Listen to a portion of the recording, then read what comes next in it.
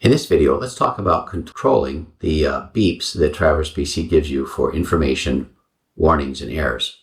In the Tools, Program Settings, Miscellaneous tab, we've added the information here, and you can turn the beeps for information, warnings, and errors on and off as desired.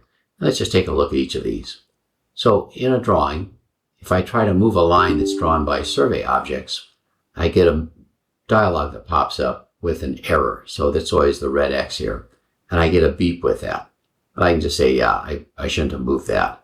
Well, if I don't want to hear that every time, I'm just going to turn off errors.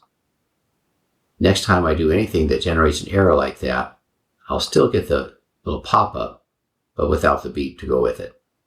Let's take a look at warnings next.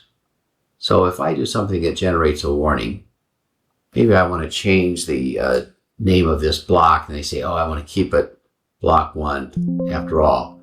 I get a warning with an exclamation and a beep that goes along with that that says, hey, you're about to overwrite that block. And I can say, yeah, I knew what I was doing. Okay. But if I get those beeps too often, I can just come in and turn off warning beeps. Let's do that same thing again now. I think we're going to change the name, and then we decide let's keep it the name. Of course, it tells us that block's already there. And I get the dialog again, but no beep this time. And then the last category of beeps is just information. So if I save this survey, I get a dialog with that beep. Let's listen to that again. It's just information. Just say, hey, just want to make sure you want to do this. Well, if I don't want to hear that beep, that's information beep. I can turn that off. Now when I save the survey, I still get the dialog, but I don't get the beep.